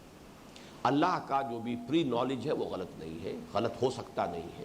بس یہ دو باتیں جو ہیں اگر ذہن کے اندر موجود ہوں کہ پری ڈیسٹینیشن اور ہے، پری نالج اور ہے۔ پری نالج کی وجہ سے پری ڈیسٹینیشن جو ہے وہ لازماً ثابت نہیں ہوتی، تو پھر وہ جبر کا معاملہ ختم ہو جائے گا، اللہ کے علم میں ہے۔ اور یہ کہ میں خود اپنے اختیار سے اپنی انگلی کو، ہاتھ کو جنبش دینے کا اختیار بھی نہیں رکھتا اللہ تعالیٰ کے اذن کے بغیر۔ علی کل شیء قدیر بکل شیء علیم۔ ان دونوں چیزوں کو جان لیجئے۔ باقی تقدیر کے مسئلے میں بحث کرنے سے حضور صلی اللہ علیہ وسلم نے بڑی سختی کے ساتھ منع کر دیا ہے۔ ایک مرتبہ تو آپ کے چہرے پر بہت ہی ناراضگی کے اور یعنی غضب کے آثار ظاہر ہو گئے تھے کہ کیا میں ان کاموں کے لیے بھیجا گیا ہوں جن باتوں کے بارے میں تم نے بحثیں شروع کر دی۔ اور بدقسمتی سے کچھ ہی عرصے کے بعد مسلمانوں میں یہی بحثیں پھر شروع ہو گئی۔ جب یونان کا فلسفہ آیا اور اس کے نتیجے میں پھر منطق اور فلسفہ اور اس کی جب مسلمانوں کے اندر اشاعت ہوئی تو پھر انہی مسائل کے اوپر بحثیں ہو گئی، یہیں سے اعتزال پیدا ہوا، معتزلہ کا فرقہ پیدا ہوا۔ بہرحال ایمان یہ ہے ان تؤمن باللہ وملائکتہ وکتبہ ورسلہ والیوم الآخر والقدر خیرہ وشرہ۔ مراد کیا ہے؟ جو شے بھی آ رہی ہے، ما اصاب من مصیبت الا باذن اللہ، کو بھلی آئی ہے یا بری آئی ہے، اور یہ بھلا برا ہونا بھی ہمارے اعتبار سے، ہمیں وہ اچھا لگا یا برا لگا، ہم نہیں طے کر سکتے کہ وہ واقعتاً اچھا ہے یا برا ہے۔ ہمارا احساس یہ ہے کہ یہ چیز جو مجھے ملی، دولت مل گئی، ہم خوش ہیں۔ کوئی سودا تھا، اس کے اندر بڑا نفع ہو گیا، خوشی ہے۔ کیا پتہ اس کے پیچھے کون سی مصیبت چلی آ رہی ہے۔ آج جو مجھے اس کا جو نفع حاصل ہو گیا ہے، اس سے میرے طرز عمل میں پتہ نہیں کون سی غلطی ہو جائے، میرے اولاد میں پتہ نہیں کون سی برائی کے بیج آج اس نفع کی وجہ سے پڑ جائے۔ سو باتیں ہمیں نہیں معلوم۔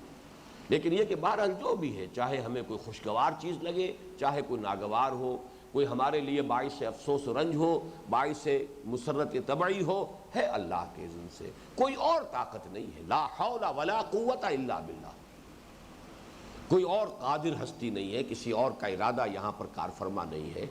جیسا کہ ہم پڑھ چکے ہیں، ابلیس بھی زیادہ سے زیادہ مزین کر سکتا ہے، دعوت دے سکتا ہے، برائی کی طرف رغبت دلا سکتا ہے، ہمیں مجبور نہیں کر سکتا۔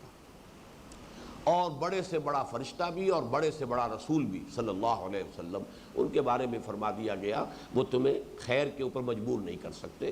انک لا تہدی من احببت ولکن اللہ یہدی من یشاء، لہذا اختیار تو در حقیقت اللہ نے جس کو دیا ہے وہ انسان خود مسئول ہے، اس کے پاس اختیار ہے، وہ ادھر جائے یا ادھر جائے، اما شاکرا و اما کفورا۔ باقی ساری قوتیں وہ ظاہری ہوں مخفی ہوں، وہ ترغیب اور تشویق کی ہو سکتی ہیں، ان میں کہیں جبر نہیں ہو سکتا، وہ آخری فیصلہ انسان کے اپنے ہاتھ میں۔ اب تیسرا سوال، قال فاخبرنی عن الاحسان، تیسرا سوال انہوں نے کیا، مجھے بتائیے احسان کیا ہے۔ اب یہ ہے اصل میں وہ اصطلاح ہمارے دین کی جو سب سے زیادہ مظلوم اصطلاح ہے۔ ایک اصطلاح نے کہ جو مجہول النسب ہے، میرے اس لفظ کو اچھی طرح نوٹ کر لیجئے، بعض تصوف والے حلقے جو ہیں بڑا احتجاج کرتے ہیں اس پر، لیکن میں پورے اصرار کے ساتھ، صاد والا اصرار جو ہے اس کے ساتھ میں یہ بات کہہ رہا ہوں کہ یہ مجہول النسب ہے۔ یہ لفظ کہاں سے بنا ہے کچھ پتہ نہیں، اس لیے کہ اصل میں تو صوفی حضرات اس کو لانا چاہتے ہیں صفا سے، صفائے قلب، لیکن صفا سے کسی بھی نحوی اور صرفی قاعدے سے تصوف کا لفظ نہیں بنتا، یہ بنتا ہے تو صوف سے بنتا ہے، صوف کہتے ہیں اون کو۔ تو ایک امکان یہ ہے کہ ابتدائی دور میں جو درویش جو تبع تابعین کے حلقے کے دور میں شروع ہو گئے تھے کہ جن کے اندر زہد کا غلبہ تھا، وہ پھر نرم لباس نہیں پہنتے تھے، اونی لباس، تاکہ جسم جو ہے اس کو وہ کاٹتا رہے، چبھتا رہے، تو وہ چونکہ ان کا شعار بن گیا تھا اونی لباس پہننے والے لوگ، تو اس سے وہ تصوف باب تفاعل، صوف سے تصوف بن گیا۔ لیکن یہ چونکہ کوئی اتنی بڑی بات نہیں بنتی، لہذا اس کو وہ تسلیم کرنے کو تیار نہیں۔ میری اپنی ذاتی جو رائے ہے وہ یہ ہے کہ یہ اصل میں صوفی، یہ اصل میں لفظ جو ہے یہ یونانی ہے، گریک، جس کو آپ انگریزی میں بہت سے الفاظ بنے، سوفسٹیکیشن، سوفسٹری، تھیوسوفی، فلسفی۔ تو صوفی جو ہے وہ محبت، کسی شے کی طرف رغبت اور کسی شے کے ساتھ میلان ہونا، فائلوسوفی، فائلوسوفی، فلسفی جس کو ہم اب کہہ دیتے ہیں، فائلوسوفی ہے وہ، فائلو لینگویج، تو در حقیقت منطق پر بنیاد ہے فلسفے کی۔ تو منطق سے دلچسپی اور شغف رکھنے والے لوگ فلسفی کہلائے، فلاسفرز۔ تھیوسوفی، تھیو کہتے ہیں مذہبی معاملات، مذہبی معاملات کے بارے میں دلچسپی رکھنے والے، غور و فکر کرنے والے، وہ تھیوسوفی کہلائے۔ تو یہ صوفی سے لفظ جو ہے یہ یونانی سے، اصل میں یونانی جو فلسفے اور منطق کا دور ہوا ہے، تب یہ ایک لفظ تصوف بن کر میری رائے میں یہ عالم اسلام میں رائج ہوا ہے۔ لیکن یہ کہ اس کا جو ظلم ہوا ہے وہ یہ ہے کہ تیسری اصطلاح ہی مسلمانوں کے ذہن سے خارج ہو۔ احسان کے معنی کیا ہیں؟ اس کے صرف ایک معنی آج لوگوں کو معلوم ہو رہ گئے ہیں، اور وہ یہ ہے کہ کسی دوسرے پر احسان کرنا، جیسے کہ قرآن مجید میں بھی آیا ہے، احسن کما احسن اللہ الیک، جیسے اللہ نے تمہارے ساتھ بھلائی کی ہے، تمہیں دولت دی ہے۔ لوگ کہا کرتے تھے قارون سے، تم بھی لوگوں کے ساتھ بھلائی کرو، اپنی دولت سے ان کو نفع پہنچاؤ، فائدہ پہنچاؤ، لوگوں کی بہبود اور فلاح کے لیے دولت خرچ کرو، احسن کما احسن اللہ الیک۔ لیکن ایک احسان کے معنی کیا ہے؟ حسن پیدا کرنا، کسی بھی کام کو بطریق احسن ادا کرنے کی کوشش کرنا، یہ احسان ہے۔ ایک ہے کسی کام کو مارے باندھے کر دینا، کام تو کر دیا، اس میں اپنی دلی جذبہ شامل نہیں تھا، دلی رغبت شامل نہیں تھی، بہرحال ایک بوجھ آن پڑا تھا، وہ کسی نہ کسی طریقے سے اٹھا لیا۔ ایک یہ ہے، ایک یہ ہے کہ دلی رغبت کے ساتھ، دلی آمادگی کے ساتھ اپنی تمام توانائیاں، اپنی تمام صلاحیتیں اس میں کھپا دے آدمی، اور یوں سمجھیے کہ وہ خون جگر سے کسی چیز کو سینچ رہا ہو، یہ احسان ہے۔ اذا ذبحتم فاحسنوا الذبح، وَإِذَا قَتَلْتُمْ فَأَحْسِنُوا الْقَتْلَ، یہ حدیث ہے حضور کی، جب تم ذبح کرو تو اچھے طریقے سے ذبح کرو، چھری تیز ہونی چاہیے تاکہ جانور کو تکلیف نہ ہو، ایک ہی آپ نے اس کو کیا ہے اور اس کے ساتھ ہی وہ جو ہے اس کی رگیں کٹ گئی ہیں، اور یہ نہیں کہ آپ اس کے ساتھ کشتی کر رہے ہیں اور وہ آپ کی چھری جو ہے وہ بھی وہ کند ہے، تو اس کی وجہ سے اسے جو تکلیف اذیت ہو رہی ہے، تو اسی طریقے سے قتل کرنا ہے کسی کو۔ اگر فرض کیجئے کہ کوئی شخص قصاص میں قتل کیا جانا ہے تو آپ کو معلوم ہے یہ خود ایک بہت بڑا یعنی فن تھا جو جلاد کہلاتے تھے، کہ ایک ہی وار ہو اور صحیح جگہ پر لگے اور اس میں گردن کٹ کر علیحدہ ہو جائے، ورنہ یہ ہے کہ اس شخص کے لیے کتنی زیادہ کرب اور اذیت کی بات ہو سکتی ہے کہ میں چوٹ بھی کھاتا جاتا ہوں، قاتل سے بھی کہتا جاتا ہوں، توہین ہے دست و بازو کی وہ وار کے جو بھرپور نہیں، وار ہو تو بھرپور تو ہو، تاکہ وہ ایک وار کے اندر کام تو تمام ہو جائے آدمی کا، نہ یہ کہ وہ وار پڑی گیا کہیں اور، لگانا تھا یہاں لگ گیا کہیں اور، تو یہ کہ وہ صحیح نشانے کے اوپر گردن کے اوپر صحیح اس طور سے آئے کہ وہ ایک ہی وار کے اندر جو ہے گردن جو ہے جس کو سر قلم کرنا کہتے ہیں وہ قلم ہو جائے۔ یہ ہے اذا قتلتم فاحسنوا القتل واذا ذبحتم فاحسنوا الذبح۔ احسان کے معنی ہے جو کام آدمی کرے اس میں حسن پیدا کرے، خوبصورتی پیدا کرے، عمدگی پیدا کرے، اچھے سے اچھے انداز میں کرنے کی کوشش کرے، یہ احسان۔ تو اب یوں سمجھیے کہ ایک تو اسلام ہے، اس کے اوپر دوسری منزل ایمان ہے، تیسری منزل احسان ہے۔ اس دین میں اب حسن پیدا ہوگا، وہ حسن کس چیز سے پیدا ہوگا؟ اس کے اندر یہ لطافت، یہ دل فریبی، یہ کیسے پیدا ہوگی؟ اس کا سوال کیا، قال فاخبرنی عن الاحسان، قال ان تعبد اللہ کأنک تراہ۔ یہ ہے حضرت عمر رضی اللہ تعالیٰ عنہ کی روایت۔ جواب دیا حضرت جبرائیل نے، احسان یہ ہے، یہاں پہ گویا کہ محذوف ہوگا، الاحسان ان تعبد اللہ، احسان یہ ہے، یہاں مبتدا جو ہے یہ گویا کہ محذوف ہے، الاحسان ان تعبد اللہ کأنک تراہ، کہ تم اللہ کی بندگی کرو ایسے کہ گویا کہ تم اسے دیکھ رہے ہو، یعنی یقین، وہی جو ایمان جو میں نے عرض کیا تھا یقین، لیکن اس کو اچھی طرح سمجھ لیجئے کہ یقین کے درجے جو ہیں وہ لا متناہی، میں بالکل اس کو جان بوجھ کر شعوری طور پر اس کا کوئی انتہا نہیں ہے۔ اور یہاں جو ہے اصل میں یہ سلطان باہو کا جو ایک شعر مشہور ہے، شاید میں صحیح اس کا تلفظ بھی نہ کر سکوں، دل دریا سمندروں ڈونگے کون دلاں دیاں جانے ہوں، کہ دل کی جو یہ کیفیت ہے، وہاں فرمایا لما یدخل الایمان فی قلوبکم، ابھی تو ایمان تمہارے دلوں میں داخل بھی نہیں ہوا، داخل ہونے کے بعد اس کی گہرائی، اس کی جو اس کا عمق ہے، اس کی تو کوئی حد ہی نہیں۔ اس کی وجہ کیا ہے؟ یہ میں تو پوری طریقے سے ان چیزوں کو واضح کر چکا ہوں۔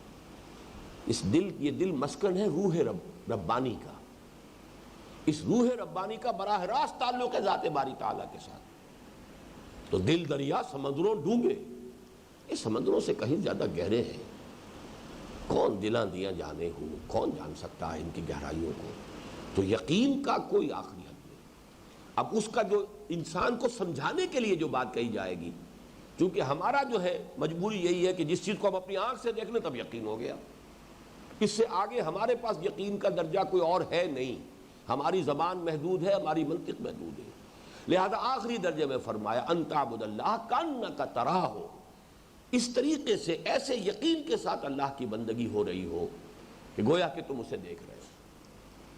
فَإِن لَمْ تَكُن تَرَاهُ فَإِنَّهُ يَرَاكَ، اس کے دو ترجمے کیے گئے، تو اس لیے کہ اگر تم اسے نہیں دیکھ رہے ہو تو وہ تو تمہیں دیکھ رہا ہے، گویا کہ یہ اس پہلی بات کے لیے بطور دلیل ہو جائے گا اگر ترجمہ یہ کیا جائے کہ ٹھیک ہے تم تو اسے نہیں دیکھ رہے لیکن وہ تو تمہیں دیکھ رہا ہے نا، لہذا یقین کی یہ کیفیت پیدا ہو سکتی ہے کأنک تراہ۔ ایک یہ ہے کہ یہ دوسرا درجہ ہے، ایک تو سب سے چوٹی کا درجہ ہو گیا یقین کا، ایسا یقین کہ گویا کہ اپنی آنکھوں سے دیکھ رہے ہو، اور ایک یہ کہ کم سے کم یہ تو ہو احسان کو کوالیفائی کرنے کے لیے، اس گریڈ میں آنے کے لیے کم سے کم لیول جو ہے وہ یہ ہے کہ یہ بات تو مستحضر رہے کہ I am in his presence, وہ مجھے دیکھ رہا ہے، یہ یقین جو ہے کم سے کم حاصل ہو۔ اگر یہ نہیں ہو کہ میں اسے دیکھ رہا ہوں۔ پہلی بات تو یہ نوٹ کیجئے کہ یہ درجہ یقین کا حاصل ہو سکتا ہے یا نہیں۔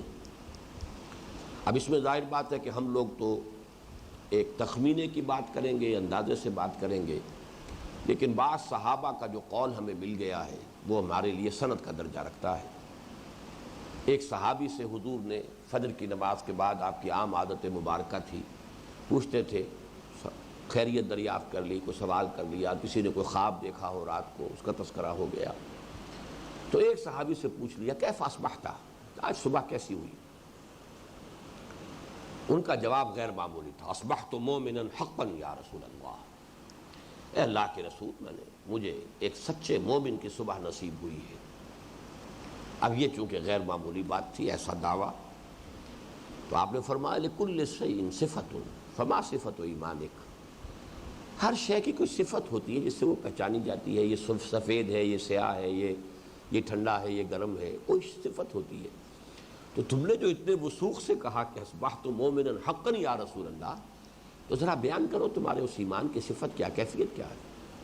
تو انہوں نے عرض کیا کانی انظر الی الجنہ وکانی انظر الی النار، اے اللہ کے نبی میری کیفیت یہ گویا کہ اپنی آنکھوں سے آگ کو دیکھ رہا ہوں اور اپنی آنکھوں سے جنت کو دیکھ رہا ہوں۔ تو یہ جو ہے معاملہ کانی، یہاں بھی یہی ہے، انت عبد اللہ کانک تراہ، کاننا جالا معاملہ جو ہے وہ اسی حدیث میں بھی کانی انظر الی الجنہ وکانی انظر الی النار، میری کیفیت، میرے یقین کا عالم یہ ہے کہ گویا کہ میں اپنی آنکھوں سے جنت کو دیکھ رہا ہوں، اپنی آنکھوں سے میں دوزخ کو دیکھ رہا ہوں۔ تو پہلی بات تو یہ سمجھ لیجئے۔ اب یہاں پر جو ہے پہلے میں چاہتا ہوں کہ قرآن مجید کی بعض آیات سے بھی اس لفظ احسان کو آپ پہچان لیں۔ سورہ بقرہ میں فرمایا بلا من اسلم وجہہ للہ وہو محسن فلہ اجرہ عند ربہ، کیوں نہیں؟ جس نے بھی اپنا چہرہ اللہ کے سامنے جھکا دیا، سر تسلیم خم کر دیا، اور وہ درجہ احسان پر فائز ہو گئے۔ یہاں اسلام کے بعد ایک دم جو ہے تیسری منزل احسان کا تذکرہ ہو گیا۔ اسی طریقے سورہ لقمان میں فرمایا وَمَن يُسْلِمْ وَجْهَهُ لِلَّهِ وَهُوَ مُحْسِنٌ، جس نے بھی اپنا چہرہ اللہ کے سامنے جھکا دیا ہے، اپنا سر جھکا دیا ہے، سر تسلیم خم کر دیا ہے، اور وہ احسان کے ساتھ۔ لیکن اس معاملے میں جو اہم ترین آیت ہے وہ سورہ مائدہ کی آیت ہے، جس میں کہ یہ 3 درجے آئے ہیں، لیکن ذرا وہاں پہ لفظ مختلف ہیں، اس کو سمجھ لیجئے، اس لیے کہ اس حدیث کی کوریلیشن اس آیت کے ساتھ کرنی لازم ہے۔ سورہ مائدہ کے اختتام پر یہ آیت آپ کو ملے گی، مجھے پاس نمبر اس کا نوٹ نہیں ہے۔ جب شراب کی آخری حرمت کا تذکرہ حکم آ گیا تو صحابہ میں ایک تشویش پیدا ہو گئی، اس لیے کہ بعض تو ایسے تھے جنہیں ساری عمر پیتے ہوئے گزر گئی، تو اب خیال ہوا ہوگا کہ وہ تو ہمارے تو جسم کے اندر رچی بسی ہوئی ہے شراب، اگر وہ اتنی ہی خراب شے تھی تو ہمارا ایک گوشت پوشت کا کیا بنے گا جو اسی شراب گویا کہ اس کے ریشے ریشے کے اندر سرایت کیے ہوئے۔ تو اس پر پھر جو ہے ان کی تشویش کے ازالے کے لیے، جیسے کہ آپ کو معلوم ہے کہ جب تحویل قبلہ کا حکم آیا ہے تو اس وقت بھی بعض مسلمانوں کو تشویش ہو گئی تھی کہ یہ 16 مہینے ہم نے نماز پڑھی بیت المقدس کی طرف رخ کر کے، اگر اصل قبلہ یہ تھا تو گویا کہ 16 مہینے کی نمازیں تو ہماری ضائع ہو گئی۔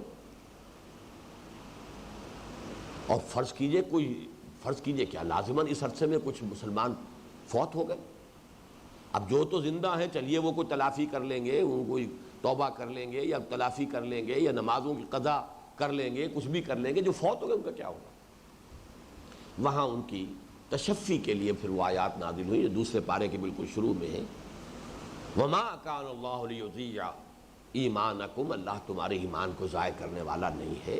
اس وقت یہ حکم تھا، تم نے اس حکم کی پیروی کی، وہ نمازیں درست ہیں، تمہارے حساب میں شمار ہوگی، اور اب یہ حکم ہے اب ادھر رخ کر لو، بس یہ امتحان ہے، یہ تو اللہ تعالیٰ دیکھنا چاہتا ہے کون ہے کہ جو من یتبع الرسول ممن ینقلب علی عقبیہ، کون رسول کا اتباع کرتا ہے، کون اپنی ایڑیوں کے بل واپس چلا جاتا ہے۔ یہ امتحان ہے۔ پہلے مکے والوں کا امتحان ہو گیا تھا کہ مکے کی بجائے رخ جو ہے وہ کر رہے ہیں شمال کی طرف بیت المقدس کی طرف، اور مکے کی طرف جو ہے وہ پیٹھ ہو رہی ہے۔ اب جو یہاں کے مسلمان تھے جو یہود کے زیر اثر تھے یا یہودیوں میں سے جو مسلمان ہوا ہے اس کا امتحان ہو گیا کہ اب وہ بیت المقدس کی طرف اس کو پیٹ کر کے اور کعبے کی طرف رخ کر کے نماز پڑھنی پڑ رہی ہے. اللہ تعالیٰ امتحان لیتا ہے. اسی معنی میں پھر ان سے کہا گیا لیس علی الذین آمنوا وعملوا الصالحات جناح فیما طعموا، کوئی حرج نہیں ہے، کوئی ذمہ داری نہیں ہے، کوئی باس پرس نہیں ہوگی، کوئی گناہ نہیں ہے ان لوگوں پر کہ جو ایمان لائے، جنہوں نے عمل صالح کا حق ادا کیا، جو کچھ انہوں نے کھایا پیا اس پر پوچھ گچھ نہیں ہوگی جو پہلے کھایا پیا گیا. اذا متقوا وآمنوا وعملوا الصالحات ثم اتقوا وآمنوا ثم اتقوا واحسنوا واللہ یحب المحسنین. انتہائی اہم آیت ہے یہ، اور اس حدیث کے ساتھ اس کو کوریلیٹ کر لیجیے. جب تک کہ ان میں تقویٰ کی روش تھی وہ ایمان لائے اور انہوں نے نیک عمل کیے، پھر اور ایمان لائے،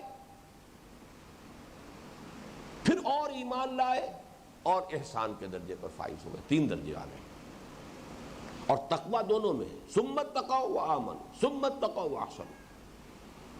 لیس علی الذین آمنوا وعملوا الصالحات جناح فیما طعموا اذا اتقوا وآمنوا وعملوا الصالحات ثم اتقوا وآمنوا ثم اتقوا واحسنوا واللہ یحب المحسنین. اب یہاں پر چونکہ پہلی مرتبہ اسلام کا لفظ نہیں آیا، ایمان کا لفظ آیا ہے، دوسری مرتبہ پھر ایمان کا لفظ آیا ہے. یہاں ایمان سے مراد قانونی ایمان ہوگا. یہی وجہ ہے کہ اس میں عمل صالح کو علیحدہ کیٹیگری کی حیثیت سے رکھا ہے. ایمان اور عمل کا جو تعلق ہے، آیا ایمان عمل جو ہے ایمان کا جز ہے یا نہیں ہے، آیا یہ ایک سیپریٹ اینٹی ہے یا ایمان ہی کے اندر داخل ہے، یہ بحث ہے امام بخاری اور اہل حدیث جو ہے ان کے مابین، اور ادھر جو ہے حنفی امام ابو حنیفہ کے مابین. یہ ایک بہت بڑا بارقۃ العراء مسئلہ ہے. الحمدللہ کہ اس کو نہایت تشفی بخش انداز میں نے حل کیا ہے کہ وہ قانونی ایمان ہے جس کا نام اسلام ہے، اور اس درجے پر عمل علیحدہ ہے، ایمان علیحدہ ہے. لیکن یہ کہ جو حقیقی ایمان ہے، جو ایمان کہنا چاہیے، اس میں تو ایمان عمل کے خود بخود شامل ہو جاتا ہے، عمل اس کے اندر داخل ہو جاتا ہے، وہ علیحدہ اینٹی نہیں رہتا بلکہ وہ جز بن جاتا ہے ایمان کا. اور اس کے لیے یہ آیت جو ہے سب سے بڑی دلیل ہے. لیس علی الذین آمنوا وعملوا الصالحات جناح فیما طعموا اذا اتقوا وآمنوا وعملوا الصالحات ثم اتقوا وآمنوا ثم اتقوا واحسنوا واللہ یحب المحسنین. یہ پھر محبوبیت خداوندی کا مرحلہ آ گیا. محسن جب ہو گیا انسان وہ تو اللہ تعالیٰ کا محبوب بن گیا. اللہ تعالیٰ محسنین سے تو محبت کرتا ہے. اب یہاں جو اصل بات نوٹ کرنے کی ہے، حضرت عمر کی اس روایت میں لفظ جو آیا ہے وہ آج مسلمانوں کے لیے بہت بڑے مغالطے کا سبب بن گیا ہے. ان تعبد اللہ، اس لیے کہ عام طور پر ذہنوں میں ہے نماز، روزہ، حج، زکوٰۃ، بس یہی عبادات ہیں. تو یہ تو سمجھ میں آ جاتا ہے ان کے، نماز ایسے خشوع و خضوع کے ساتھ پڑھی جا رہی ہو کہ گویا کہ انسان اللہ کے حضور میں کھڑا ہے، اس پر کپ کپی طاری ہو رہی ہے اور وہ اللہ کو دیکھ رہا ہے. یقیناً یہ بھی احسان کے اندر شامل ہو جائے گا. اگر زکوٰۃ دے رہا ہے تو جس کو دے رہا ہے اس کے اوپر کوئی روب نہیں جما رہا ہے، بلکہ خود اس کا احسان مان رہا ہے کہ میری ایک ذمہ داری جو ہے، آپ نے اس کو قبول کیا ہے تو میری ذمہ داری ادا ہو رہی ہے. یہ کیفیت جو ہے، روزہ رکھا ہے تو ایسا استحضار ہے کہ کہیں بھی کوئی کام بھی کسی درجے میں بھی شریعت کے خلاف مجھ سے صادر نہ ہو جائے، کہ کھانا پینا چھوڑ رکھا ہے اللہ کی رضا کے لیے تو اور کوئی کام جو ہے وہ اللہ کو ناراض کرنے والا مجھ سے نہ ہو جائے، اس درجے استحضار ہو. یہ یقیناً احسان ہے. لیکن چونکہ عبادت کا تصور محدود ہو گیا، لہذا اس حدیث کی روح سے احسان جو ہے وہ انہی چیزوں کے اندر محصور ہو کر رہ گیا. اس کا ازالہ کر لیجئے دوسری روایتوں سے. حضرت عبداللہ ابن عمر کی روایت میں الفاظ ہیں ان تخشى اللہ کانک تراہ فإن لم تکن تراہ فإنہ یراک. تمہارے اندر خشیت خداوندی اس درجے کی ہو جائے گویا کہ تم اسے اپنی آنکھوں سے دیکھ رہے ہو، اور اگر نہیں تو کم سے کم یہ تو ہو کہ وہ تمہیں دیکھ رہا ہے. اب وہاں تعبدہ کی بجائے ان تخشى اللہ. اور اس سے بھی زیادہ جو واضح الفاظ ہیں وہ ہے حضرت ابن عباس رضی اللہ تعالی عنہما کی روایت میں ان تعمل للہ کانک تراہ فإن لم تکن تراہ فإنہ یراک. تم اللہ کے لیے جد و جہد کرو، محنت کرو، عمل کرو، اس یقین کے ساتھ گویا کہ تم اللہ کو دیکھ رہے ہو، اور اگر اللہ تمہیں نہیں دیکھ رہا ہے تو اگر تم اللہ کو نہیں دیکھ رہے ہو تو اللہ تو تمہیں دیکھ رہا ہے۔ یہاں تعمل للہ آ گیا، اور یہ تعمل للہ بالکل جہاد کے درجے میں لفظ پہنچ گیا۔ وجاہدوا باموالہم وانفسہم فی سبیل اللہ، اللہ کے لیے محنت، اللہ کے لیے جد و جہد، اللہ کے لیے بھاگ دوڑ، اللہ کے لیے مشقت، اللہ کے راستے میں اپنے آپ کو تھکانا، درماندہ کر دینا۔ ان تعمل للہ کانک تراہ وان لم تکن تراہ فانہ یراک۔ یہ جو دو الفاظ اس روایت کے اندر عبداللہ ابن عمر رضی اللہ تعالی عنہما کی روایت میں ان تخشى اللہ کانک تراہ فان لم تکن تراہ فانہ یراک، عبداللہ ابن عباس رضی اللہ تعالی عنہما کی روایت میں ان تعمل للہ کانک تراہ فان لم تکن تراہ فانہ یراک۔ آپ ان تینوں الفاظ کو جمع کر لیجئے، دیکھیے مفہوم ایک ہی ہے، لیکن یہ کہ چونکہ لفظ عبادت ہمارے ہاں محدود ہو گیا، اس کا تصور اور اس کا جو بھی مفہوم جو ہے لوگوں کے ذہنوں میں، لہذا صرف لفظ تعبدہ کے اندر وہ مغالطہ ہو سکتا تھا۔ تعمل للہ، تخشى اللہ، خشیت اگر ہے تو ہر معاملے کے اندر ظاہر ہو جائے گی۔ اس طرح اللہ کے لیے بھاگ دوڑ، اللہ کے لیے محنت، اللہ کے لیے جان کھپانا، جان ماری کرنا، جان فشانی کرنا، سرفروشی کرنا، یہ سب آ گیا تعمل للہ کانک تراہ فان لم تکن تراہ فانہ یراک۔ اب چوتھا سوال آیا، قال فاخبرنی عن الساعہ، چوتھا سوال کیا مجھے بتائیے قیامت کے بارے میں۔ قال ما المسئول عنہا بعالم من السائل،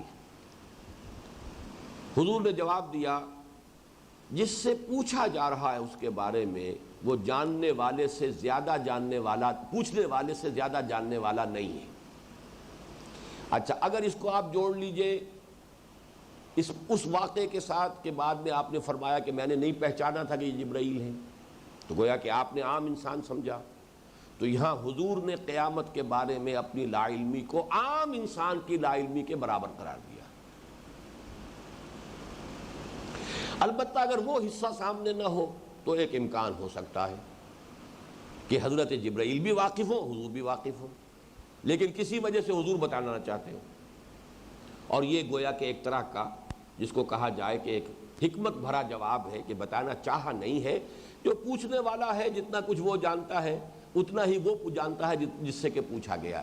یہ جواب جو ہے لفظاً ذو معنیین ہو سکتا ہے کہ نہ پوچھنے والے کو پتا نہ جس سے پوچھا جا رہا ہے اس کو پتا، یا یہ کہ جتنا کچھ پوچھنے والے کو پتا ہے اتنا ہی جس سے پوچھا جا رہا ہے اس کو پتا ہے۔ یہ دونوں امکانات موجود ہیں لفظاً، ما مسئول عنہا بعالم من السائل، جس سے پوچھا جا رہا ہے۔ حالانکہ یہی جواب تو حضور پہلے بھی دے سکتے تھے، اگر تو حضرت جبرائیل کو پہچانا ہوتا تو یہی جواب دیتے پہلے بھی کہ جبرائیل کیا کر رہے ہو، کیا مذاق کر رہے ہو، مجھ سے کیا سوال کر رہے ہو، تم سب جانتے ہو اسلام کیا ہے، تمہیں معلوم ہے۔ لیکن حضور نے نہیں پہچانا۔ میرے نزدیک روایت کا وہ حصہ جو ہے ان روایات کا جس میں کہ وضاحت کر دی گئی کہ حضور نے فرمایا کہ یہ پہلی مرتبہ ہوا ہے کہ جبرائیل آئے اور میں پہچان نہیں سکا، اور آپ نے اندازہ کیا اس پر جب کہ آپ نے کہا کہ اسے لوٹاؤ، واپس لاؤ، اور جب تلاش کرنے پر کہیں نہیں ملے تو آپ کو خیال آیا او ہو یہ جبرائیل تھے جو اللہ تعالیٰ نے جنہیں خاص طور پر اس لیے بھیجا تھا کہ تمہیں تمہارا دین سکھائیں، دین کے ایک بہت بڑے مسئلے سے واقف کر دیں جبکہ تم نے خود سوال نہیں کیا۔ اب یہاں جو ہے یہ بات واضح ہو جاتی ہے کہ قیامت کا علم وہ ہے کہ جو اللہ کے سوا کسی کو حاصل نہیں، نہ حضور کو صلی اللہ علیہ وسلم اور نہ ہی حضرت جبرائیل کو علیہ الصلوۃ والسلام۔ قال فاخبرنی عن اماراتها، اب انہوں نے یوں کہہ دیجئے کہ پانچواں سوال کیا تو پھر مجھے اس کی کچھ علامتیں بتا دیجئے، کچھ نشانیاں بتا دیجئے۔ اس میں جو تین نشانیاں آئی ہیں، قال ان تلد الامۃ ربتها، یہاں ربها اگر کہا ہے تو اگر لکھا ہے تو غلط لکھا ہے، ربتها تا اس میں ایڈ کر دیجئے کہ جننے لگے لونڈی اپنی مالکہ کو۔ اس کا مفہوم کیا ہے؟ جبکہ اولاد اتنی سرکش ہو جائے گی کہ بیٹیاں ماؤں پر حکومت کریں گی۔ ان تلد الامۃ ربتها، جنا ہے ماں نے بیٹی کو، لیکن بیٹی بن گئی ہے مالکہ ماں کی۔ اس میں اصل بات کیا ہے کہ اتنی سرکش اولاد ہوگی کہ مائیں اپنی بیٹیوں سے ڈریں گی کچھ کہتے ہوئے کہ میں نے اگر کچھ کہہ دیا تو پتہ نہیں یہ پلٹ کر کیا جواب دے دیں۔ جیسے کہ ایک کنیز ڈرتی ہے اپنی مالکہ سے، کچھ بول نہیں سکتی، اسی طریقے سے مائیں جو ہے خائف رہیں گی بیٹیوں سے۔ اب اولاد میں جیسا کہ آپ کو معلوم ہے کہ سرکشی کا کوئی اندیشہ اگر ہو سکتا تھا تو بیٹوں میں ہوتا تھا، بیٹیوں میں سرکشی کا کوئی سوال نہیں۔ گویا کہ انقلاب حال یہ ہو جائے گا، اس درجے ہو جائے گا، اولادیں اتنی سرکش ہو جائیں گی کہ بیٹیاں جو ہیں وہ ماؤں کی حاکمہ بن جائیں گی، ان کی مالکائیں بن جائیں گی، جیسے کہ لونڈیاں ہوتی ہیں، مائیں جو ہیں وہ اپنی بیٹیوں کے ساتھ اس طرح کا رویہ اختیار کرنے پر مجبور ہوں گی جیسے کہ لونڈیاں اپنی مالکاؤں کے ساتھ کرتی ہیں۔ ان تلد الامۃ، اما لونڈی، ربتہا اپنی مالکہ، وان تری الحفاۃ العراۃ العالۃ رعاء الشاء یتطاولون فی البنیان، اور جب تم دیکھو گے کہ وہ رعاء الشاء جو بکریوں کے چرانے والے تھے اور جو مفلوق الحال تھے، ننگے پیر اور ننگے بدن، حفاۃ العراۃ العالۃ نہایت مفلوق الحال، ان کو دیکھو گے یتطاولون فی البنیان کہ وہ عمارتوں کی بلندی میں ایک دوسرے سے مقابلہ کریں گے، طول سے۔ یتطاولون، تطاول باب تفاعل آ گیا، بلندی میں مقابلہ کرنا، تقابل جو ہے باب تفاعل کے اندر تقابل آتا ہے، ایک دوسرے سے مقابلہ کرنا، آگے بڑھنا۔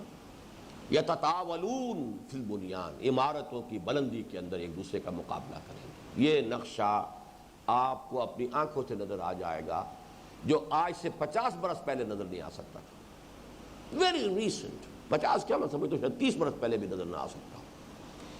آپ دبئی میں جا کے دیکھ لیجئے، ابوظہبی میں جا کے دیکھ لیجئے، اب تو مکے کے اندر دیکھ لیجئے، مدینے میں دیکھ لیجئے، عمارتوں کی بلندی۔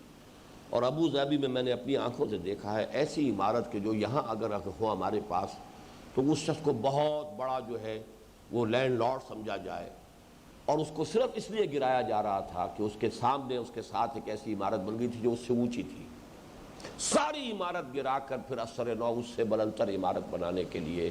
اور وہاں تو آپ کو معلوم ہے کہ نہ فرنیچر پھر اس میں سے نکالتے ہیں، نہ ایئر کنڈیشنر نکالتے ہیں، اس لیے کہ ان چیزوں کے نکالنے پر جو مزدوری صرف ہوتی ہے وہ ان کی قیمت سے بڑھ کر ہوتی ہے، لیبر چارجز اتنے، لہذا وہ جب عمارتوں کو گراتے ہیں تو ایئر کنڈیشنر اور سارے فرنیچر اور ان کا سارا ساز و سامان اس کے ساتھ ہی ڈمپ ہوتا ہے اور اس ملبے کا حصہ بن جاتا ہے، اور صرف اس لیے کہ ایک عمارت چونکہ نسبتاً زیادہ اونچی بن گئی اور اس شخص کے لیے یہ ناقابل برداشت بات تھی، اس نے اس سے اوپر کی عمارت بنانے کے لیے اس ساری عمارت کو ملیا میٹ کی۔ تو یہ احادیث، یہ جو حدیث کے اندر دو علامتیں آئی ہیں، یہ تو بتمام و کمال ظاہر ہو چکی ہیں، ان میں تو کسی شک و شبے کی گنجائش نہیں رہی۔ وَأَن تَرَى الْحُفَاةَ الْعُرَاةَ الْعَالَةَ رَعَاءَ الشَّاءِ يَتَطَاوَلُونَ فِي الْبُنْيَانِ ثُمَّ انطَلَقَ۔ اب اس کے بعد کا آخری حصہ وہ ہے کہ پھر وہ صاحب چلے گئے، وہ شخص چلا گیا، فَلَبِثْتُ مَلِيًّا، میں اسی شش و پنج میں رہا کہ یہ معاملہ تھا کیا، کون تھے یہ، سائل کون تھا۔ ثم قال لی، اور یہ میں بتا چکا ہوں کہ یہ 3 دن کے بعد پھر حضرت عمر کی ملاقات حضور سے ہوئی ہے، تو حضور نے دیکھا ہوگا کہ ابھی تک عمر شاید واقف نہیں ہے کہ یہ واقعہ کیا تھا، شش و پنج میں ہے، چہرے پر آثار ہوں گے کچھ الجھن کے، تو یا عمر اتدری من السائل، تمہیں نہیں معلوم عمر کہ تمہارے علم میں یہ بات نہیں آئی کہ یہ سائل کون تھا، اس روز کا واقعہ کیا تھا۔ قلت اللہ ورسولہ عالم قال فإنہ جبرائیل اتاکم یعلمکم دینکم، وہ جبرائیل تھے اور وہ آئے تھے تمہیں تمہارا دین سکھانے کے لیے، اور دین سے مراد جیسا کہ میں نے عرض کیا اہم بات یہی ہے، دین کی اصل حقیقت اسلام، ایمان، احسان، اور یہ 3 مراتب۔ ان میں سے پہلی چیز کی اہمیت جو ہے وہ ریاست اور معاشرے کی رکنیت اور اس کی شہریت کی بنیاد پر ہے، دنیا کا سارا نظام اسلام پر، آخرت کا سارا فیصلہ ایمان پر، اور جو دین کی بلند ترین منزل ہے اس کے لیے اصطلاح ہے احسان، اور اس میں ان تعبد اللہ کانک تراہ فإن لم تکن تراہ فإنہ یراک، ان تعمل للہ کانک تراہ فإن لم تکن تراہ فإنہ یراک، ان تخشى اللہ کانک تراہ فإن لم تکن تراہ فإنہ یراک۔ یہ کیفیت جو ہے یہ دین کی آخری منزل ہے، اور یہ اصل میں بلند ترین اونچائی جو ہے، جتنا اونچا درخت ہوگا اتنی نیچی جڑ جو ہے گہری ہونی چاہیے۔ ایمان جتنا گہرا ہوتا جائے گا اس ایمان اسلام کی عمارت جو ہے، اسلام ایمان اور احسان کی عمارت بلند سے بلند تر ہوتی چلی جائے گی۔ یہ ہے دین کا وہ اصل فہم، حکمت دین کا ایک اہم باب، جس کو سکھانے کے لیے حضرت جبرائیل کو اللہ تعالیٰ نے بطور خاص بھیجا، تاکہ ان کے سوالات کے جوابات کے نتیجے میں یہ حقائق جو ہیں یہ صحابہ کرام پر واضح ہو جائیں۔ اقول قولی ھذا واستغفر اللہ لی ولکم ولسائر المسلمین والمسلمات۔